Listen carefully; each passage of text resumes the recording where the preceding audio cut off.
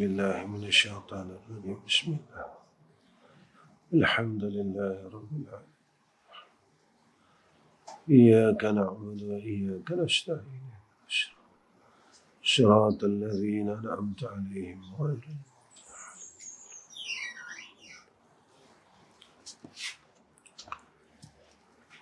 السلام عليكم ورحمة الله وبركاته. الحمد لله رب العالمين، والصلاة والسلام على أشرف الأنبياء والمرسلين وعلى آله وصحبه أجمعين. سبحانك لا علم لنا إلا ما علمتنا إنك أنت العليم الحكيم. اللهم لك الحمد وإليك المستكى وأنت المستعان، ولا حول ولا قوة إلا بالله العلي العظيم. Amma ba'd. Pertama sekali, terpanjatkan puji dan syukur pada Allah Subhanahu wa Ta'ala dengan hidayah, taufik, i'anah dan ta'yid, dengan anugerah daripada Allah Ta'ala dan ketentuan yang baik daripada Allah. Malam ni kita sambung kitab kita, muka surat yang ke-8. Bismillahirrahmanirrahim. Qala musannif rahimahullahu ta'ala.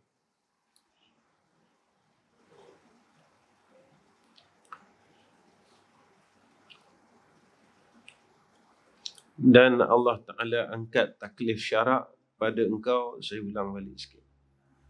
Pada ketika belum balik. Ketika kita belum balik, maka kita belum lagi ditaklifkan dengan hukum syarak, belum jadi mukallaf lagi. Kemudian jadilah engkau orang yang kahla. Kau kena. Kahla ni orang yang dewasa dalam lingkungan 30 tahun. Lalu Allah dewasakan kita, Allah jadikan kita seorang pemuda. Sentiasa tolong dan kurnianya kepada engkau. Kemudian jadilah engkau orang yang tua, kata musannif. Ini takdir Allah. Ini tadbir Allah Ta'ala atas kita. Perjalanan hidup kita.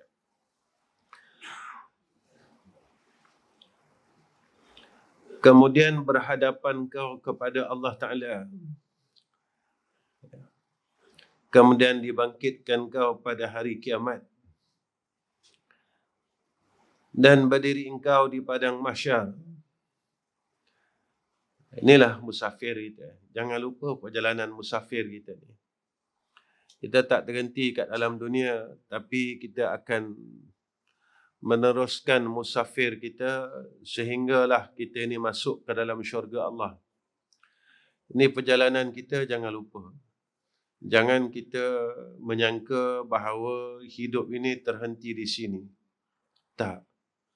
Masalah ini terhenti di sini. Tak. Dia tak berhenti kat sini masalah ni. Lepas dunia ada lagi yang kita kena lalui, selesaikan masalah tu. Masalah tu masalah alam barzah. Lepas selesai masalah alam barzah, masalah yaumul ba'ts, iaitu hari kebangkitan. Lepas tu yaumul mahsyar. Kita lalu lagi. Sekarang ini Allah bagi kita hidup, kita kena fikir bagaimana aku dapat selesai tak masalah ni. Masalah soalan kubur selesai tak? Masalah dibangkitkan besok selesai tak? Masalah padang mahsyar aku selesai tak? Sebab itu kena berusaha untuk kita fikir dari sekarang. Allah bagi kita hidup ni supaya kita ada akal untuk kita fikirkan. Untuk kita dapat selesa dalam perjalanan kita. Di padang mahsyar, macam mana kita nak selesaikan. Jadi, orang yang disebutkan oleh Nabi, 7 golongan yang mendapat naungan arasy Allah. Berusaha. Tuan-tuan cari hadis tu.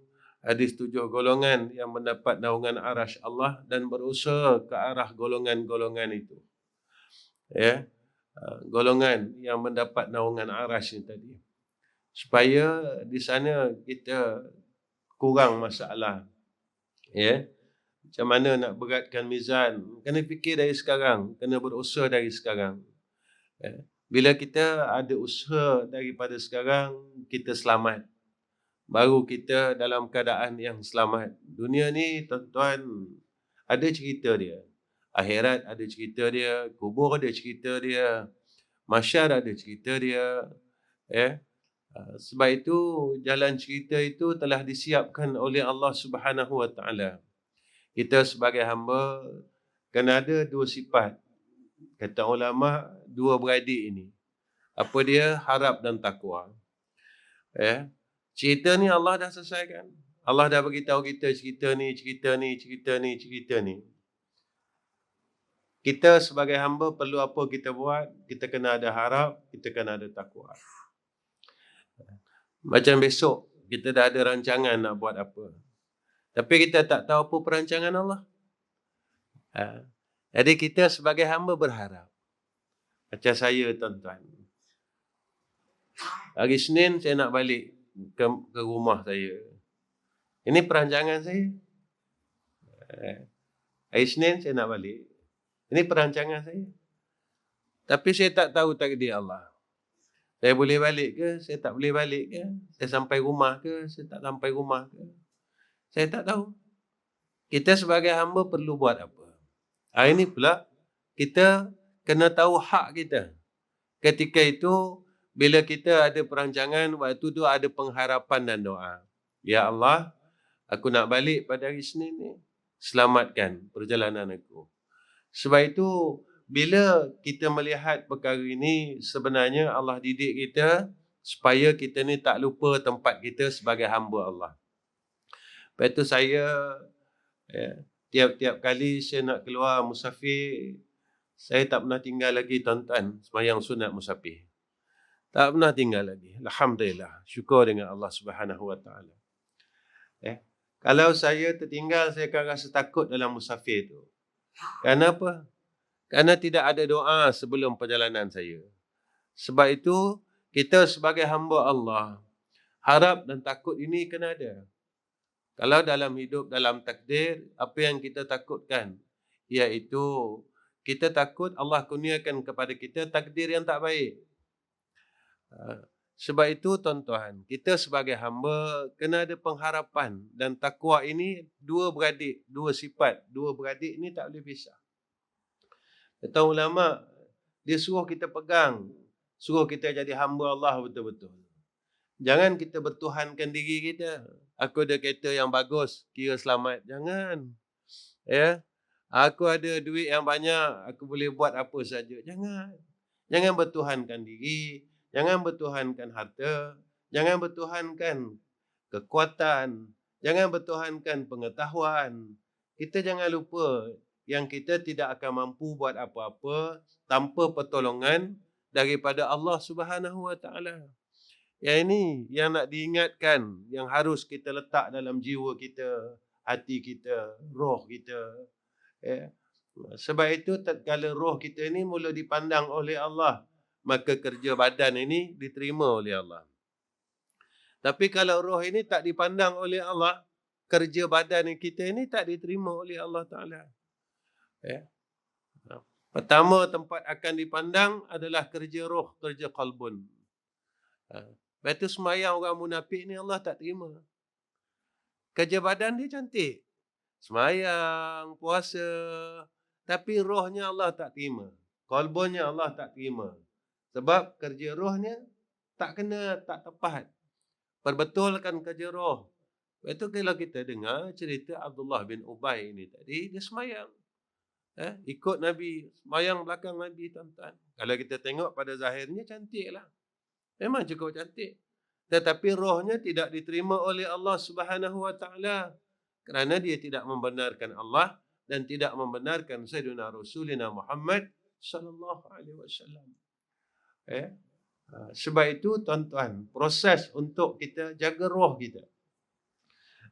Proses kita untuk istiqamah dalam syahadah kita yang pertama dulu, seperti mana di dalam Al-Quran. Alastu bi rabbikum qalu bala syahidna.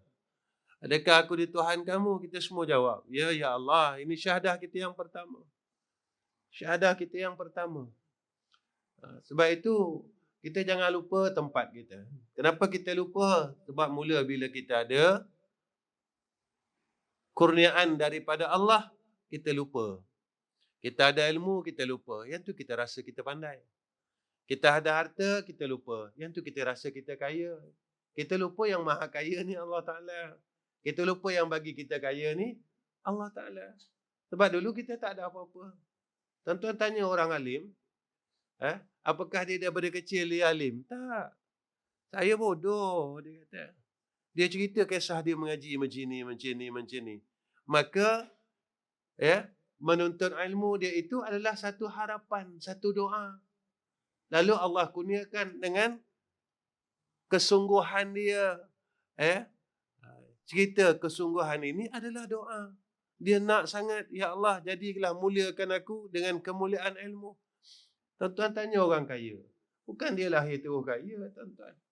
Dia kata aku mula berniaga gini. Maka dia lupa yang tu adalah kurnia daripada Allah. Kerana usahanya itu berserta dengan doa. Berserta dengan doa. Dan ketika dia lupa yang itu adalah kurnia daripada Allah. Nah, ayat ni paling kita takut, tuan-tuan. Saat kita lupa diri. Ayat ni kita takut. Saat kita lupa diri, pada tatkala itu datang sifat-sifat yang tersembunyi tadi. Apa dia?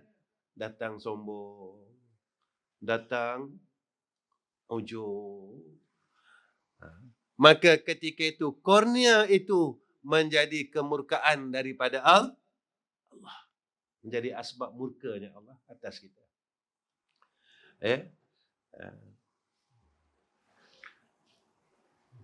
Ya Allah. Jadi kita kena jaga benda-benda ni, semua kena jaga. Jangan tinggal, tuan-tuan. Kalau musafir, jangan tinggal sembahyang sunat musafir. Kita ni, tuan-tuan, nak tahu kita ni belagak tak belagak ketika kita lupa Tuhan. Ni tuan-tuan. Masa tu kita tak sedar yang kita sedang belagak, tuan-tuan. Belagak ni cakap kasarnya, cakap halusnya sombong. Itu dia. Saya pernah jumpa orang ada duit tapi tak boleh pergi umrah, tak boleh pergi haji. Ada? Duit dia banyak, tuan-tuan. Tapi bila saya tanya, tuan dah pergi umrah? Tak pernah. Tuan dah pergi haji? Tak pernah. Dia kata, kenapa? Tak tahu, dia kata. Jadi orang boleh buat haji, orang boleh buat umrah ni sebab ada duit tak? Tak. Kalau kita nampak, belum tentu orang ada duit boleh buat haji dan buat umrah. Kita tengok benda lain. Belum tentu orang sihat boleh semayang. Takkan kita nampak pada haji je, pada umrah saja. Belum tentu orang ada duit boleh keluar zakat. Sebab zaman yang Nabi sebut, hampirnya qiyamah, zakat ni jadi hutang. Ramai orang takut nak keluar zakat. Sebab apa? Dia rasa kalau dia keluar zakat, dia rugi. Dia rasa kalau dia keluarkan zakat yang wajib, dia rugi. Macam mana aku nak lari dari kerugian ini? Padahal janjinya, orang yang mengeluarkan zakat ini tak pernah rugi. Sama ada zakat yang wajib. Kita keluarkan harta kita. Ini yang Allah ajar, tuan-tuan. Tapi ketika kita mula rasa, yang ni aku punya, yang ni aku, yang ini aku, dan itu aku, dan ini aku. Ketika itu, kita terhijab daripada banyak perkara. Kita dihijab dengan banyak perkara. Sehingga kan kita tidak melihat pada hakikat yang sebenarnya. Itu dalam kitab Hikam kan disebut. Kalau tak silap saya, dalam kitab Hikam disebut. Alangkah herannya aku. Kata Musanif. Alangkah herannya aku. Kita boleh tidak memandang kepada Allah Subhanahu Wa Taala Ya. Padahal dia yang maha zahir. Kita tak boleh nampak. Kita boleh lupa Allah. Lepas tu bila kita nak buat sesuatu, kita rasa kita mampu buat tanpa kita semayang sunat istikharah. Saya mampu buat ini, saya mampu buat itu. Sebab saya ada kawan, saya ada apa. Apa salahnya kita bertanya kepada Allah? Apa susahnya kita sujud tuan-tuan dengan semayang sunat 2 rakaat bertanya kepada Allah. Ya Allah, aku nak pindahkan anak aku sekolah. Pada fikiran aku, sekolah ni tak bagus. Aku nak pindah tempat lain. Tunjukkan pada aku, ya Allah. Ya Allah, aku ni nak kahwin dengan perempuan ini yang aku suka dalam hidup aku. Ya Allah, boleh tak engkau tunjukkan apakah kesukaan aku ini sama seperti mana kesukaan engkau, ya Allah. Sebab apa? Sebab kita bukan orang bagus. Kita takut suka kita itu atas dasar nafsu. Dan nafsu kita tak selesai. Nafsu kita nafsu yang tak pernah selesai. Apa salahnya kita tundukkan diri kita, tanya Allah, ya Allah aku nak buat ni, ya Allah aku nak buat ni, ya Allah aku nak pindah rumah. Ya. Saya pernah jumpa satu hamba Allah. Ustaz, saya pindah rumah Ustaz.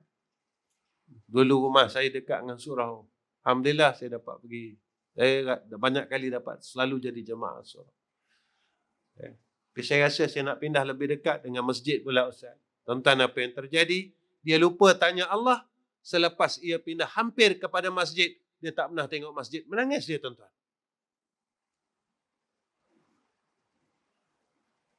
Dia jumpa saya balik, saya menyesal. Saya pindah rumah dan saya jual rumah ni Ustaz.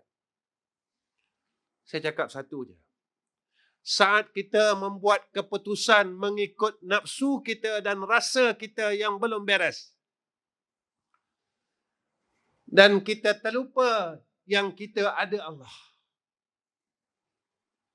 Nafsu kita ni tak pernah kenyang tuan-tuan. Dan kita terlupa tentang adanya Allah dalam hidup ini. Apa salah kita tanya dengan Allah? Macam anak-anak kita, saya nak belajar sana, saya nak belajar sini, saya nak belajar situ.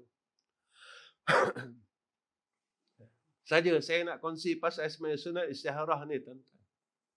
Tuan-tuan tolong doa ya, insya-Allah bulan depan saya nak ke Madinah. Bulan depan insya-Allah tolong doa ya. Jadi kebetulan tuan-tuan pada tarikh 10 hari bulan anak saya nak ada temu duga untuk ke Tarim. Dan anak saya ikut. InsyaAllah. Dia tanya saya, ya, apa pandangan ayah? Adik nak pergi Madinah ke? Adik nak pergi temu duga Tarim? Saya cakap bertanyalah dengan Allah. Bertanyalah kepada Allah Subhanahu wa ta'ala. Cuba jawapan saya satu. Saat engkau ingin menuju kepada buminya Ahlul Bait, apa salahnya engkau menemui akan insan yang bernama Sayyidina Rasulina Muhammad sallallahu alaihi wasallam. Apa salahnya engkau jumpa dia dulu? Engkau jumpa Sayyidina Rasulina Muhammad sallallahu alaihi wasallam. Kau tanyalah kepada Allah. Mudah-mudahan dengan syafaat engkau akan berada di dalam keberkatan hidup selama engkau hidup yang dikurniakan oleh Allah Subhanahu wa taala.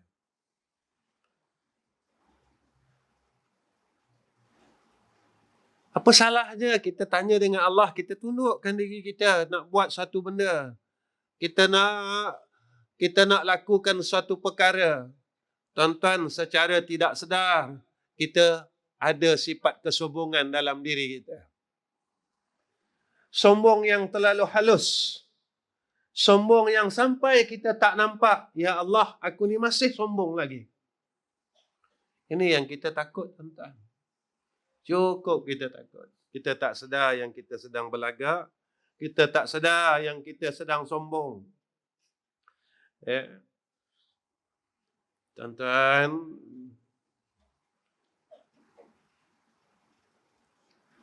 alah tuan-tuan, hidup ni tak lama pun. Saya pun tak lama lagi pergilah jumpa Allah Ta'ala. Ya. Tak lama lagi dah, tuan-tuan. Ya. Kawan-kawan kita dah banyak dah. Jemaah ni surau kita kan. Tuan guru kita, ayah awak, dah pergi dah.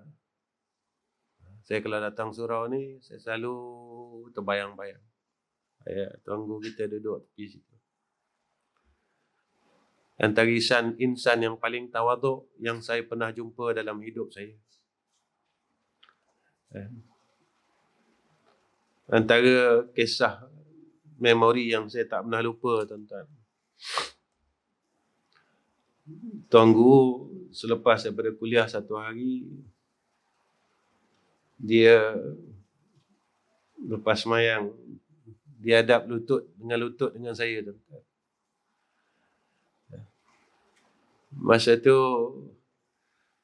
dia bacakan, kalau tak silap saya, ayat surah Taubah 128, 129, dia tulis, tuan-tuan. Laqad ja'akum rasulun min anfusikum azizun 'alaihi ma anittum harisun 'alaikum bil mu'minina raufur rahim. In tawalla faqul hasbiyallahu la ilaha illa huwa 'alaihi tawakkaltu wa rabbul 'arsyil 'azim. Tuan-tuan tahu apa yang Tuan Guru ayah awak buat? Dia hadap, dia jumpa lutut dengan saya, dia kata, Ustaz dengar ya, saya baca salah ke betul? Tuan-tuan, yang saya nak tuan-tuan ambil ilmu yang besar pada almarhum ialah tawaduknya. Yang kita semua nak belajar daripada almarhum bukan kitab yang bersusun ini, tuan-tuan. Tapi yang kita nak belajar daripada dia adalah rendah diri dia. Buang sombong kita. Cukuplah. Saya nak balik dengan Allah, nak jumpa Allah. Tuan-tuan nak balik jumpa Allah. Dan Allah sekali-kali tidak akan menerima hamba-Nya yang balik dalam keadaan yang sombong kepada Allah. Belajarlah rendah diri itu, tuan-tuan, daripada almarhum. Inilah isi segala ilmu yang kita pernah tadah daripada almarhum.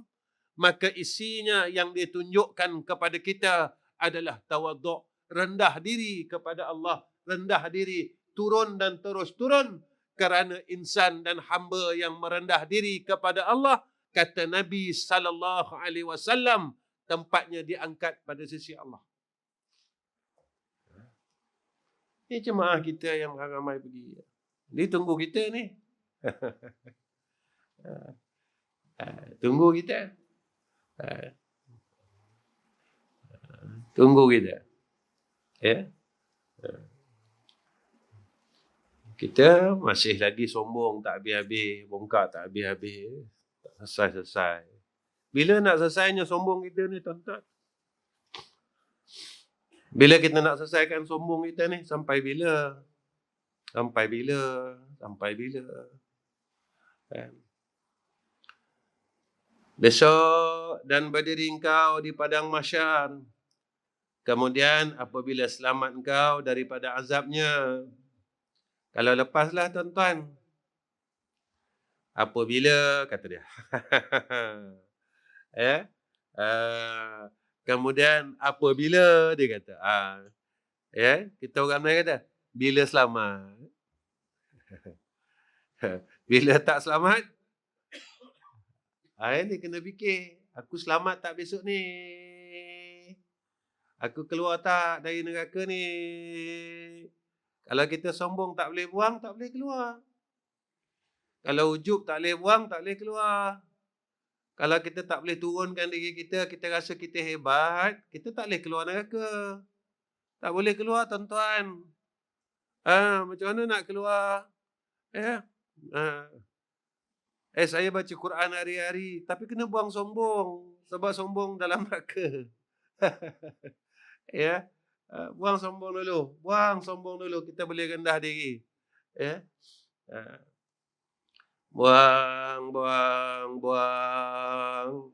Jadi orang baik.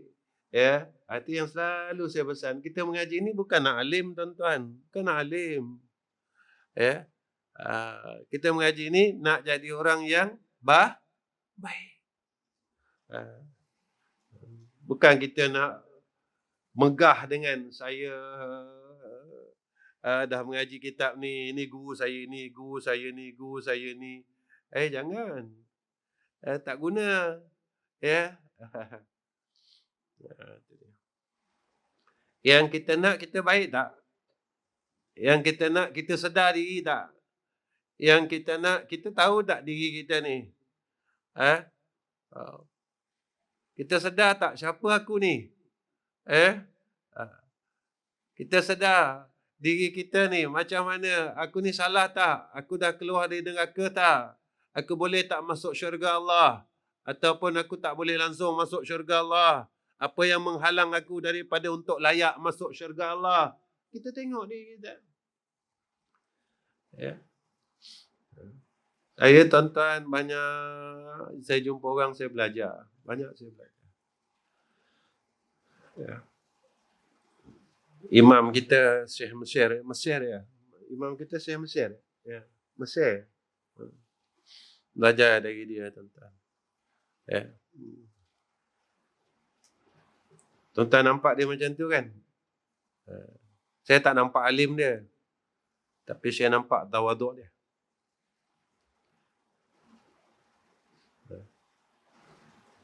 Sepanjang saya mengajar di Surau Padang Midin, saya dapat cium tangan dia sekali je. Dia tak pernah bagi saya cium tangan dia.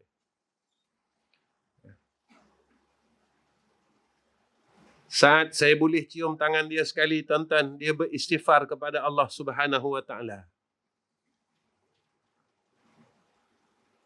Saat saya dapat cium tangan dia sekali, itu yang menjadi kepuasan dalam hidup saya. Dia istighfar, tuan-tuan. Astaghfirullahalazim, astaghfirullahalazim, astaghfirullahalazim.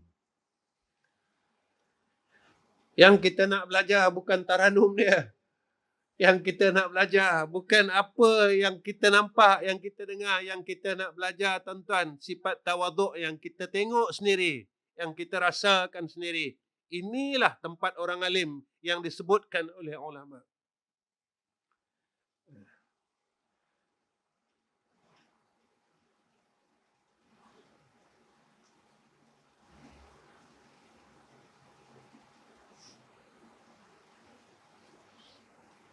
Cari tuan-tuan, orang-orang macam ni cari ya.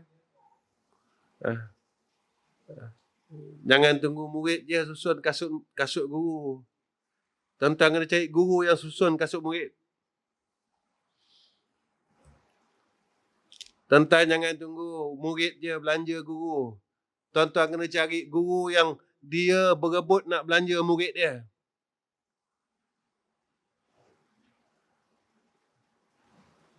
Tuan-tuan jangan tunggu murid yang memberi hartanya kepada gurunya. Tuan-tuan kena cari guru yang memberi harta kepada muridnya.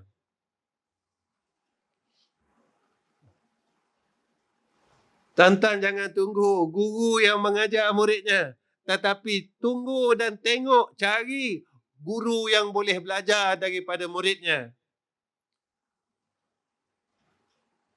Sebab zaman ni dah tak ada, dah kurang, tinggal sikit.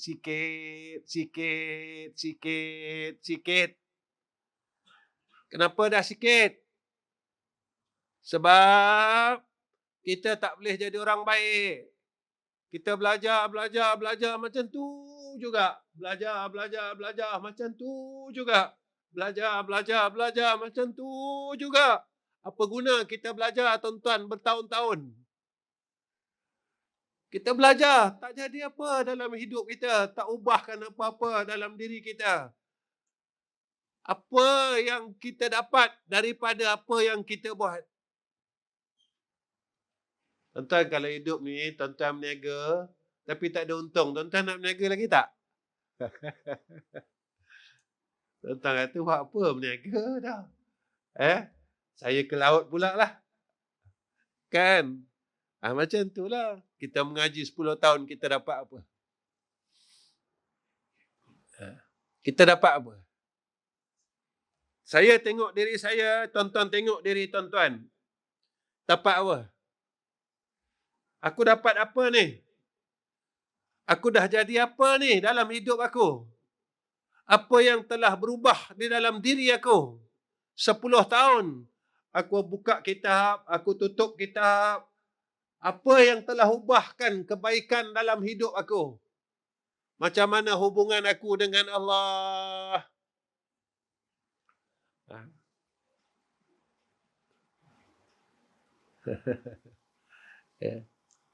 Itu yang saya sembang dengan anak-anak saya. Korang kenal Nabi ke korang tahu Nabi?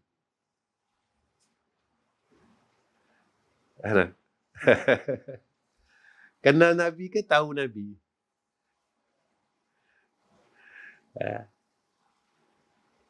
Nabi bangsa Quraisy, nama Nabi Muhammad ibn Abdul, itu tahu Nabi. Kenal Nabi macam mana?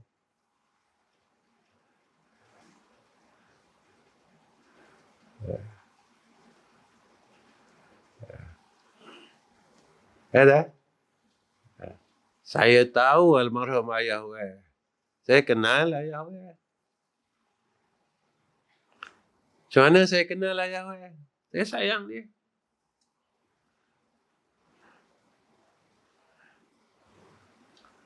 Almarhum dah meninggal banyak tahun. Ikhlas ni Muhammad. 5 kali dah mimpi ayah saya. Arwah ayah.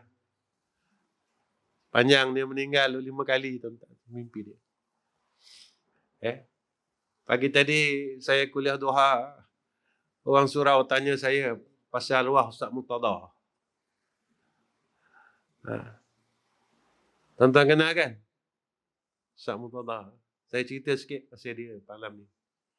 Ustaz Murtada ni sampaikan Allah muliakan dia, jenazah dia disemayangkan oleh siapa nama ulama tu? Ulama Syria. Ulama Syria, Syekh Mukaim. Syekh Shuraim. Tentang kenapa dia dapat macam tu? Saya cerita sikit. Almarhum ni seorang anak yang baik. Anak yang baik.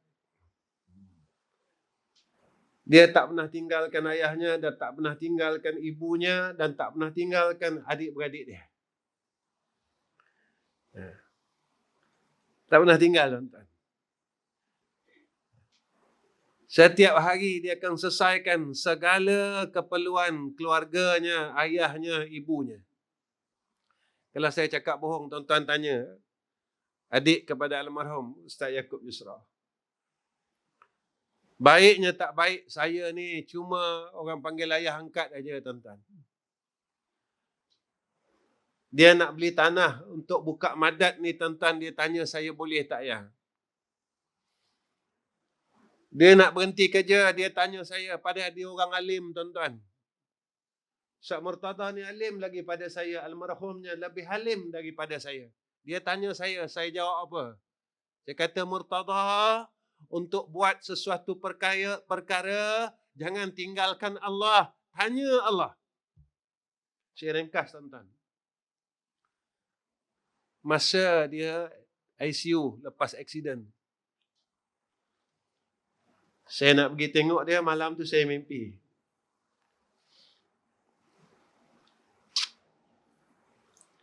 Dia datang jumpa saya, tuan-tuan, mimpi tu dia kata apa? Saya tanya, Murtada sihat? Dia cakap apa? Ya, saya sihat ya. Lepas tu dia cakap apa dengan saya, tuan-tuan? Kata, Murtada nak balik ya, dia kata. Saya ziarah dia, tuan-tuan, ketika masa dia di ICU. Masa tu Saya cakap dengan dia, Murtada, ayah sampai. Saya nampak ibu jari telunjuknya itu bergerak sikit. Tak silap saya 2 hari selepas itu, dia pergi menemui Allah Rabbul Izzah. Tuan-tuan, bila Allah sayang seseorang, walaupun selepas kematiannya Allah kabulkan hajatnya.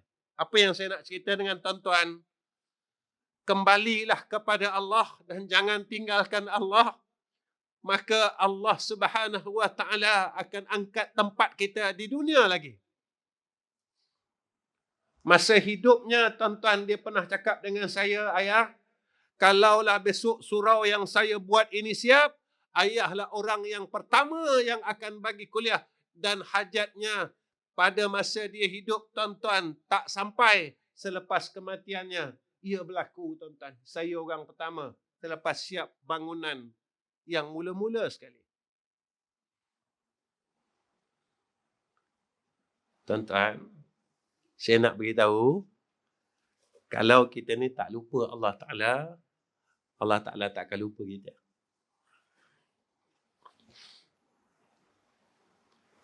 Kita jangan lupa dia. Nak buat apa pun jangan lupa dia. Ya, tuan-tuan? Ini kita mengaji ni. Jangan lupa dia.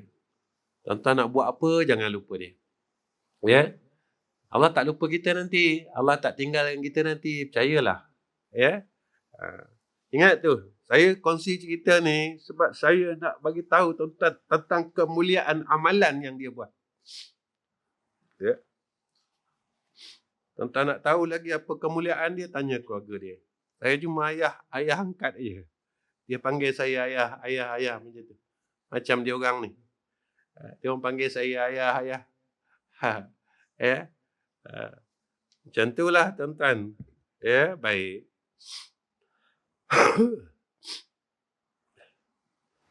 Apabila selamat engkau dari azabnya, dia masuk engkau ke dalam syurga. Dan duduklah engkau pada tempat awliya-Nya. Mana apa? Kekasih Allah. Sebab orang yang Allah kasih saja boleh masuk syurga tanpa melalui neraka Allah. Kalau nak jadi kekasih Allah, lepaskan diri dari neraka. Jangan lalu neraka lah, tuan-tuan. Jangan lalu neraka lah. Tempat kekasih Allah aja yang tak lalu neraka. Yang tak lalu neraka nak pergi syurga. Kan Nabi kata kalau kita ada iman walaupun sebesar darah masuk syurga. Tapi yang kita tak nak ni, kita masuk neraka dulu. Kita lalu neraka. Rupanya orang yang tak lalu neraka ni, orang ni kekasih Allah. Kekasih Allah. Apa kita nak ambil cerita ni? Dalam hidup ni, kalau nak jadi kekasih Allah, tuan-tuan, jangan lalu, jangan pergi, jangan singgah tempat yang boleh menjadi asbab kita masuk neraka. Jangan buat perkara yang menjadi asbab kita masuk neraka. Ini dalam hidup ni. Tempat yang boleh bawa kita masuk neraka, jangan pergi dah. Cukup dah. Sebab apa? Sebab sebelum ni kita dah pergi. Masa muda dulu kita dah pergi dah, kan? Tempat-tempat tu, tempat-tempat yang tak bagus ni, kan? Tempat kan? Sekarang ni kita dah ada ilmu, dah tahu. Orang cerita tempat tu cantik lah. Tempat yang cantik tu, tempat yang jalan ke syurga ke, jalan ke neraka. Menjadi asbab aku masuk neraka ke atau tak? Menjadi asbab aku masuk syurga ke tak? Kalau macam tu mana ada tempat yang cantik lagi? Ada. Yang boleh menjadi asbab kita masuk syurga. Mana tempat tu, tuan-tuan? Tempat yang cantik menjadi asbab kita masuk syurga. Mana tempat tu? Saja saya nak tanya tuan-tuan. Alah, kita rehat-rehatlah. Saya rehat-rehat. Mana tempat tu? Cuba beritahu saya. Ha? Di mana? Madinah, bang. Tempat tu cantik.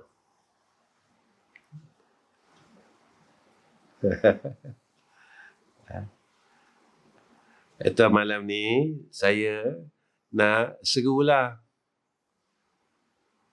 Kalau masih belum sampai, ya, kita usaha. Macam mana pun kita kena sampaikan juga. Kenapa Ustaz cakap macam tu? Sebelum sampainya masa yang Nabi cakap musnahnya bumi Madinah.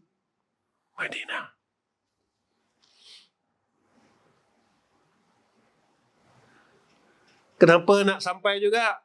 Sebab aku kena korbankan duit aku kena tinggalkan urusan perniagaan aku kena tinggalkan semua perkara dunia aku untuk aku jumpa Rasul, untuk aku jumpa Nabi.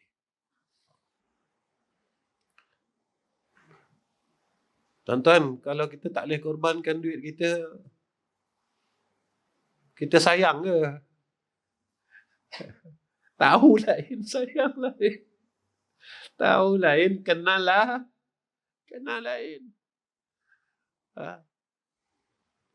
Kita dah pergi ride motor pergi Thailand dah banyak kali dah ni. Kenapa tak boleh? Tak ada berkira pun. Tak berkira pun.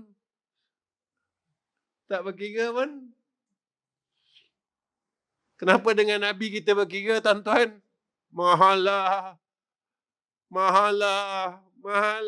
Tuan-tuan, apakah kita mengeluh untuk kita menemui insan yang banyak berkorban untuk kita dan dia tinggalkan semua benda ni sehingga kita dapat mengenal Allah Subhanahu wa taala?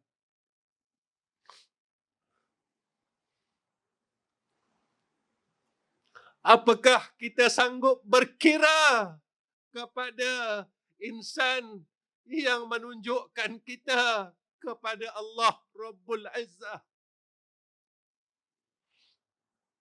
Tuan-tuan, siapa yang tunjukkan kita kenal Tuhan?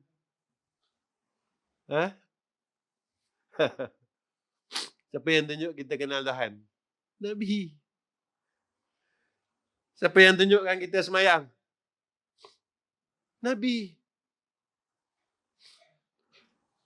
Siapa yang tunjukkan kita boleh ada kesedaran, apa nama orang sekarang? Solidarity, apa nama? Siapa, tuan-tuan? Siapa yang tunjuk ni jalan ni? Nabi.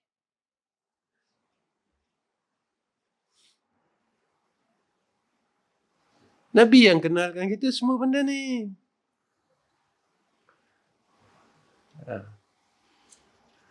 Jangan berkira, tuan-tuan. Dengan Nabi jangan berkira. Boleh ya? Usaha. Semua hidup sekali cukup. Ya? Semua hidup sekali. Tak payah berkira.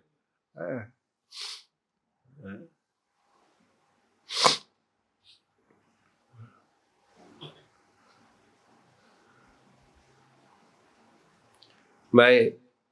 Dan kekasihnya, maka apabila mengetahui engkau demikian itu, bila kita dah faham semua benda ni, kita sedar diri. Bukan tahu, tapi sedar. Tahu lain, sedarlah lain. Kita tahu dah lama, tapi tak sedar-sedar.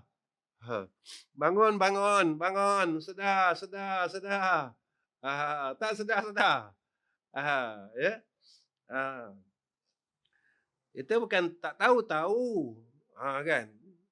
Macam dalam hidup ni, sembahyang tahajud ni bagus, tahu dah lama, tuan-tuan, tapi tak sedar-sedar. Sedar-sedar subuh. Tapi bulan Ramadan, kita boleh sedar. Sebab apa? Sahur, sahur, sahur, sahur. Sebab kita ni rupanya jahat lagi. Pasal nafsu kita boleh bangun, ya. Kalau tak bersangkut paut dengan nafsu kita, tak boleh bangun. Kita pun berdalih lah. Sahur kan sunat? Nampak kalau bulan bukan bulan Ramadan, semayang tahajud tak sunat? Nah, kalau tak sahur rasa rugi sangat, betul tak? Ruginya tak boleh sahur, tak dapat sunat. Tak? Ada tak rasa ruginya tu? Ruginya tak boleh bangun malam. Tak ada. Tak apalah, dia kata Allah tak bagi, malam esok ada lagi. Yang saya takut apa? Malam esok ada lagi. Takut malam esok kita tak ada lagi. Tak? Ya? Baik. Sikit lagi.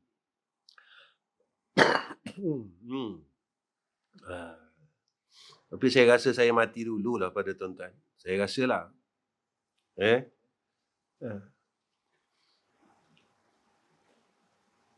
Kadang orang tanya saya, kenapa Ustaz suka cakap macam tu? Kalau saya mati dulu, tuan-tuan hidup lagi, tuan-tuan boleh semayang dengan saya.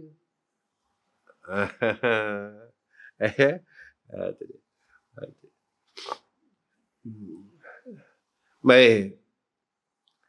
Kemudian, Masya Allah, apabila mengetahui engkau yang demikian itu, lazim atas engkau menserahkan dirinya kepada Allah Ta'ala dan bertawakal engkau atasnya dan datang kepada engkau meninggalkan tadbir. Tak adalah kita nak fikir dah. Apa yang kita buat? Pada ketika itu, kita bersandar kepada Allah, berharap akan ketentuan yang baik daripada Allah. Inilah hamba. Dan tidak melawan qadar dan qada Allah Ta'ala. Allahul Muwafiq. Jadi kita jadilah orang yang sentiasa duduk dalam zon kehambaan. Tak lawanlah Allah. Hebatnya tentang rukun iman. Wajib beriman dengan malaikat. Betul tak? Tuan-tuan tengok malaikat. Jibril, kerja dia menyampaikan wahyu. Ada malaikat bawa rezeki. Ada malaikat tanya dalam kubur. Jangan tahu, kena kenal. Ada kita dah tahu ada malaikat yang bawa rezeki kita hari-hari. Nak fikir apa tuan-tuan? Cuma kita berdoa, berikhtiar, usaha cari rezeki. Sebab rezeki itu memang dah ditentukan oleh Allah. Kena usaha buat. Lepas tu minta, ya Allah, kurniakan atasku rezeki yang baik. Ada malaikat muka nakir. Apa nak buat? Aku kena yakin ni. Kena benarkan. Besok dalam kubur ada malaikat yang akan tanya aku soalan kubur. Boleh lepas tak ni? Kat sana tak boleh menipu tuan-tuan. Macam kita balik surau. Tiba-tiba ada polis. Semasa apa tak pakai tepi kedah? Baru balik masjid tuan. Padahal balik masjid lama dah, minum kedai kopi dulu. Dia cerita dia baik dulu. Nak cerita baik. Dia nak nipu kat ni. Sebab mulut yang biasa menipu, dia akan spontan menipu. Kita nak tahu diri kita tuan-tuan. Benda yang berlaku atas hidup ni, itulah aku. Baik. Nanti bila kita percaya, kita bersedia. Bersedia nak jawab soalan-soalan itu. Ya. Kita tahu ada malaikat maut. Ini kena beriman dengan malaikat. Apa persiapan aku nak jumpa malaikat maut?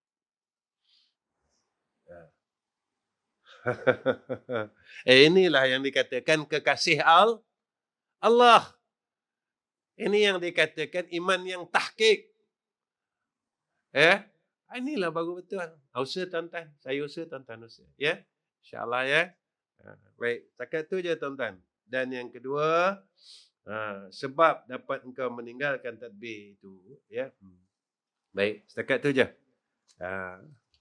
Kita mengaji tak payah panjang-panjang tuan-tuan. Tapi apa yang kita nak buat? Itu je. Ya. Itu je lah. InsyaAllah akhir kalam untuk Darul Atiq Dawah Center. Tuan-tuan terus sampai dengan kawan-kawan ya. Saya sedang berusaha untuk cari dana untuk siapkan surau tu secepat mungkin. Ya. Dana yang kita perlukan lebih kurang dalam 200,000. Ya. Untuk semualah. Untuk PA system, untuk kapetnya, untuk pintunya, tingkapnya, ya, untuk semualah yang kita nak siapkan secepat mungkin tuan-tuan. Dana tu kita perlukan, tolong sampaikan, ya, tolong sampaikan, ya, kepada kawan-kawan. Mana tahu mereka ada hati untuk berkorban demi agama Allah, ya. Kita tak sanggup macam kawan kita di Palestin. Ya, kita tak sanggup. Ya. Kita tak sanggup tuan-tuan. Kita baru dengar bunyi mercun, kita terkejut dah. Dah. Ya. Jantung kita laju dah tuan-tuan. Baru dengar bunyi mercun, dum laju jantung. Dia orang duduk tepi-tepi tu bom jatuh. Tak ada apa kat dia. Sebab apa? Ini kekuatan mereka. Kekuatan orang Islam ni sebenarnya bukan dengan senjata yang canggih. Kekuatan umat Islam ni bukan bilangan yang banyak. Kekuatan umat Islam ini adalah dengan tauhid yang tahqiq. Tauhid yang benar. Ini kekuatan umat Islam. Itu umat Islam menakluki Rom dan Parsi dulu bukan dengan kuda yang gagah. Bukan dengan tentera yang banyak. Tapi dengan tauhid. Sebab apa? Di mana arah tuju umat Islam? Arah tuju umat Islam mati, tuan-tuan. Mati. Betul umat Islam ni berani. Sebab tujuannya menemui Allah. Syahid ini orang yang bersaksi. Ini syahid. Orang yang mati dalam benar penyaksiannya kepada Allah dan Rasul. Orang yang mati dalam keadaan mentauhidkan Allah. Ini kekuatan kita. Bukan kekuatan kita dengan senjata, dengan kepakaran, dengan tauhid. Jadi bina tauhid daripada sekarang. Bina tauhid daripada sekarang. Minta keyakinan dengan Allah daripada sekarang supaya kita benar-benar yakin kepada Allah Subhanahu wa ta'ala. Ya, baik tuan-tuan. Setakat ni wa akhir kalam. Assalamualaikum warahmatullahi wabarakatuh. Bismillahirrahmanirrahim. Alhamdulillahirabbil alamin. Allahumma shalli ala sayyidina Muhammad wa ala alihi wa sahbihi wa sallim. Ya Allah, ya Rahman, ya Rahim. Jadikanlah majlis ilmu ini, ya Allah, menjadi asbab kami semakin kenal kepada Engkau, ya Allah. Ya Allah, ya Rahman, ya Rahim. Jadikanlah asbab majlis ilmu kami ini, ya Allah. Kami semakin kenal kepada kekasih Engkau, baginda Rasulullah Muhammad sallallahu alaihi wasallam. Ya Allah, jadikan asbab majlis ilmu dan kami menuntut ilmu ini, ya Allah, menjadi asbab iman kami kuat, Islam kami kuat. Ya Allah, akhlak kami baik. Ya Allah, dengan asbab majlis ilmu dan kami menuntut ilmu setiap hari, ya Allah, jadikanlah ya Allah menjadi asbab kami dikurniakan husnul khatimah. Ya Allah ya Tuhan kami, jadikanlah istri dan anak-anak kami orang yang baik.